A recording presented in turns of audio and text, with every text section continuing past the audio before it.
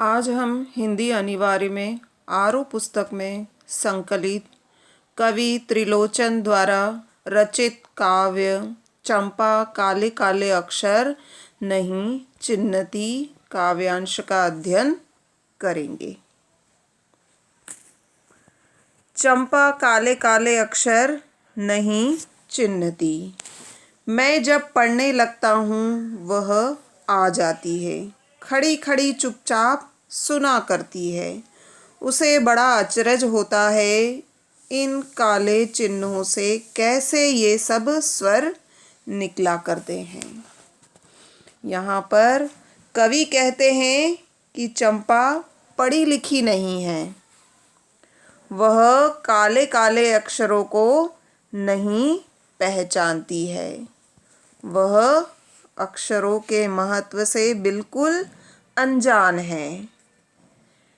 मैं जब पढ़ने लगता हूँ वह आ जाती है। कवि कहते हैं कि जब मैं कोई पुस्तक पढ़ रहा होता हूँ या लिखने के लिए बैठ जाता हूँ तो वह मेरे पास आ जाती है, खड़ी खड़ी चुपचाप सुना करती है।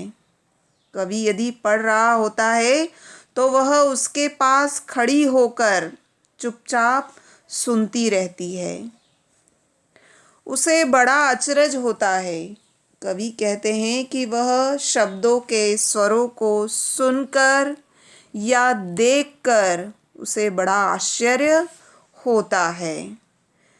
इन काले चिन्हों से कैसे ये सब स्वर निकला करते हैं। वे उन स्वरों को देखकर और सुनकर सोचती है कि इन काले काले चिन्हों से इतनी सारी ध्वनियाँ किस प्रकार निकलती है। कहने का तात्पर्य है कि वह नहीं समझ पाती है कि इतने सारे स्वर इन काले अक्षरों में कहाँ छिपे रहते हैं। यहाँ पर कवि ने बताया है कि चंपा काले काले अक्षरों को नहीं पहचानती है। इससे पता चलता है कि वह पढ़ी लिखी नहीं है, उसने किसी विद्यालय में शिक्षा ग्रहण नहीं की है और शिक्षा के प्रति उसकी कोई रुचि भी नहीं है। वह पढ़ने लिखने का कोई अच्छा काम नहीं समझती है। कवि बताते हैं कि जब वह कोई पुस्तक पढ़ने और कविताएं लिखने में व्यस्त रहते हैं, जब कोई पुस्तक पढ़ रहे होते हैं तो चंपा वहाँ पर आ जाती है और उनके पास चुपचाप खड़ी हो जाती है। वह कवि को पढ़ते हुए सुना करती है। कवि आगे बताते हैं कि चंपा कवि के पास आकर चुपचाप खड़ी हो जाती है और वह कवि को पढ़ता हुआ देखकर बड़े ध्यान से उन्हें सुना करती है। चंपा को यह देखकर आश्चर्य होता है कि इस पुस्तक में छपे हुए छोटे छोटे काले चिन्ह से तरह तरह के अनेक स्वर कैसे निकल रहे हैं। तो यहाँ पर आपको बताना है कवि की जो भाषा है वह सरल और सहज है ना।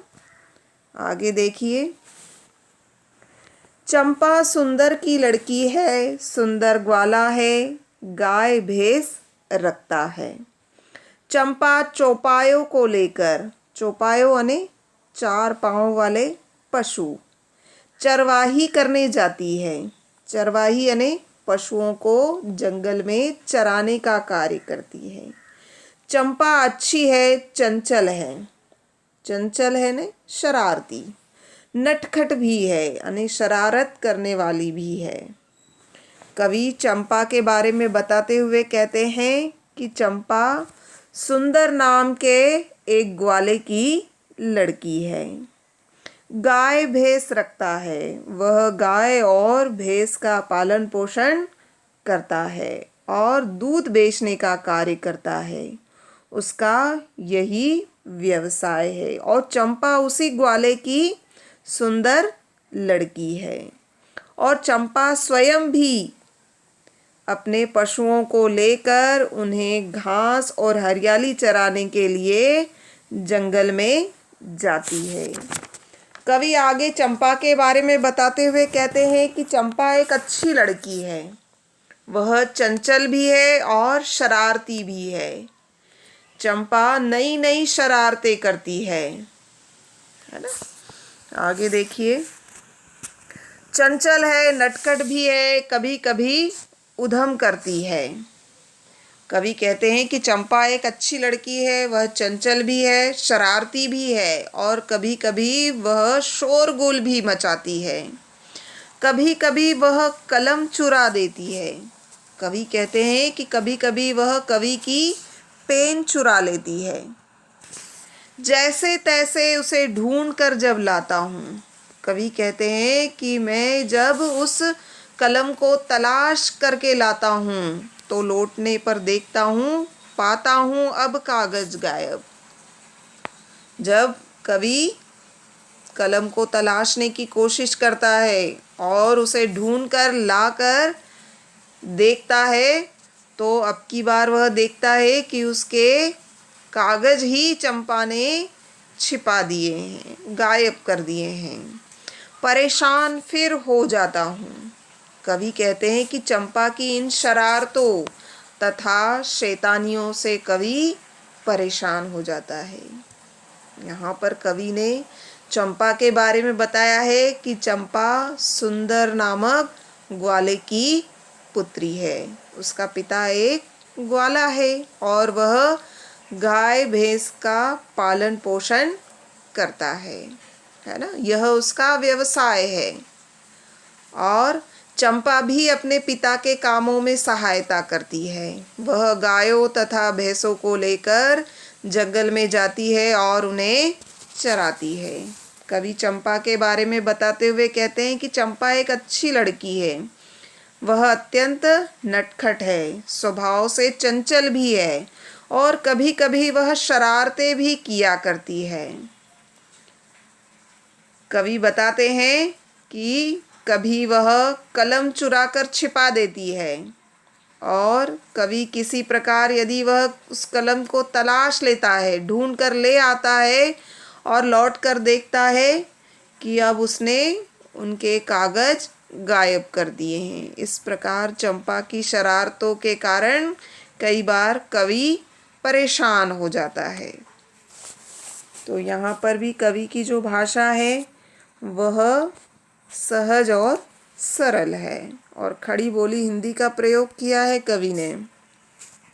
आगे देखिए, चंपा कहती तुम कागज ही गोदा करते हो दिन भर, क्या यह बहुत अच्छा काम है? यह सुनकर मैं हंस देता हूँ, फिर चंपा चुप हो जाती है। कवि आगे बताते हैं कि चंपा कवि के पास आकर उन्हें पढ़ता लिखता हुआ देखकर कभी कभी उनसे आकर कहती है कि वह हर समय कलम लेकर कागजों पर चलाया करते हैं। वह पूछती है क्या यह बहुत अच्छा काम है? कवि चंपा की इन भोली बातों को सुनकर कवि को हंसी आ जाती है और जब कवि हंसने लगते हैं तो चंपा चुप हो जाती है और वह कुछ भी नहीं कहती है। तो यहाँ पर कवि ने बताया है कि कवि हमेशा पढ़ते रहते हैं, कुछ लिखते रहते हैं, तो उसको कवि को लिखते हुए देखकर चंपा उनसे कहती है कि तुम ही कागज गोदा करती हूँ। यानी कलम लेकर कागज पर लिखने को चंपा कागज को गोदना कहती है। लेकिन चंपा को लिखना अच्छा नहीं लगता है। चंपा कवि को हर समय लिखते देखती है तो उनसे पूछती है कि यह क्या हर समय इस तरह लिखना पढ़ना कोई अच्छी बात है? चंपा पढ़ाई लिखाई को अच्छा काम नहीं समझती है, इसीलिए वह कवि से इस प्रकार का प्रश्न पूछती है। लेकिन कवि चंपा के इस प्रश्न का कोई उत्तर नहीं देता है, केवल उसके प्रश्न को सुनकर हंस देते हैं और फिर कवि को हंसते हुए देखकर चंपा चुप रह जाती है और वह आगे कुछ नहीं कहती है ना, क्योंकि कवि अच्छी तरह से जानता है कि चंपा पढ़ाई लिखाई को अच्छा नहीं मानती है। कवि यह जानते हैं कि वह कवि को तंग करने के इरादे से इस तरह के प्रश्न पूछती है। आगे देखिए। उस दिन चंपा आई, मैंने कहा कि चंपा तुम भी पढ़ लो, हारे गाड़े काम सरेगा। गांधी बाबा की इच्छा है सब जन पढ़ना लिखना सीखे। हारे गाड़े यानी संकट के समय या कठिन परिस्थिति में, सरेगा यानी पूरा होगा या काम आएगा। कवि कहते हैं कि एक दिन चंपा कवि के पास आई तो उन्होंने कहा, चंपा तुम भी पढ़ लो। उन्होंने कहा कि चंपा तुम पढ़ना लिखना सीख लो। परेशानी के समय पढ़ाई लिखाई में यह पढ़ाई लिखाई तुम्हारे काम आएगी। बाबा की इच्छा है, यानी महात्मा गांधी भी यही चाहते थे कि सभी देशवासी साक्षर हो, पढ़ना लिखना सीखे, सब जन पढ़ना लिखना सीखें। तो महात्मा गांधी की भी यही इच्छा थी कि देश के सभी लोग पढ़ना लिखना सीखें। तो यहाँ पर कवि चंपा को पढ़ना लिखना सीखने के लिए प्रेरित करते हैं। वह उसको इस बारे में समझाते रहते हैं कि उस दिन भी जब चंपा कवि के पास आई तो उन्होंने उससे कहा कि चंपा तुम भी पढ़ना लिखना सीख लो।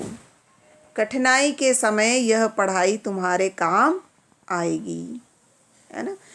उन्होंने चंपा को समझाया कि तुम्हारी जो पढ़ाई है वह बेकार नहीं जाएगी, कभी भी कठिन समय में आवश्यकता होने पर तुम्हारे काम आएगी।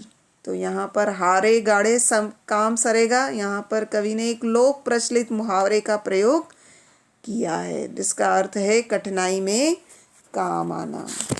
और अपनी बात को कवि ने स्पष्ट करने के लिए चंपा से क्या कहा कि वह पढ़ना लिखना सीख ले, क्योंकि महात्मा गांधी का नाम लेकर वे बताते हैं कि महात्मा गांधी भी चाहते थे कि सभी देशवासी पढ़ना लिखना सीख जाएं, है ना।